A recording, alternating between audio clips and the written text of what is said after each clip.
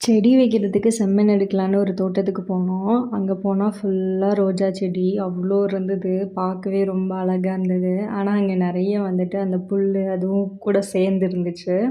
அதுக்கப்புறம் வந்துட்டு அத சுத்தி வந்துட்டு ரோஜா செடி, வெண்டைக்காய் செடி, தக்காளி செடி, கத்திரிக்காய் செடின்னு நெறைய செடி இருந்துச்சு. பார்க்கவே சூப்பரா இருந்துச்சு. மண் எடுக்கிறத விட்டுட்டு அதே வேடிக்கை பார்த்துட்டு உட்காந்துருந்தேன். ரோஸ் வந்துட்டு ஒரே கலர் வைக்காம கலர் கலரா நெறைய ரோஸ் வந்து வச்சிருந்தாங்க.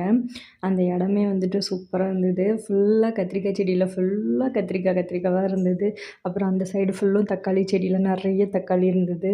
அது எல்லாத்தையுமே பார்த்துட்டு, அதுக்கப்புறம் இங்கிட்டு செவ்வந்தி செடி இருந்தது.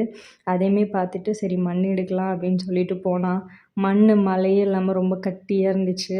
இப்ப எடுத்துட்டு வந்தாலும் வேஸ்ட்டுன்னு சொல்லிட்டு நிக்கும்போது, அங்க பெரிய பெரிய மிளகா வந்து கிடந்தது. பார்க்க ரொம்ப சூப்பரா இருந்தது. சரி இந்த மிளகாய் எடுத்துகிட்டு போய் விதைய போட்டு முளைக்க வைக்கலாம் அப்படின்னு சொல்லிட்டு, இங்கே கீழே கிடக்குற மிளகாயும் கலெக்ட் பண்ணிக்கிட்டாச்சு. இன்னும் பக்கத்தில் நிறைய தக்காளி செடி இருந்துச்சு. சரி வந்ததுக்கு ஒன்று மட்டும் எடுத்துகிட்டு போகலாம் அப்படின்னு சொல்லிட்டு ஒன்று வந்து பிடுங்கியாச்சு. அப்புறம் போகிற வழியில் பார்த்தா இந்த கார்டன் இருக்கும். சரி இந்த கார்டனை தானே தாண்டி போகிறோம், ஒரு தடவை பார்த்துட்டு போகலாம் அப்படின்னு சொல்லிட்டு வந்து புதுசாக என்னென்ன வந்திருக்குன்னு பார்த்தேன். நிறைய பூச்செடி வந்து இப்போ புதுசாக வந்திருந்தது. டிஃப்ரெண்ட்டாக நிறைய செடி வந்திருந்தது. அதுவும் ரோஸ் எல்லாமே டபுள் கலரு, ட்ரிபிள் கலரு அப்படிங்கிற மாதிரி ஒவ்வொரு செடியிலையும் ரொம்ப அழகாக இருந்துச்சு. நான் ஒரு ரோஸ் செடி மட்டும் எடுத்துகிட்டு வந்துட்டேன்.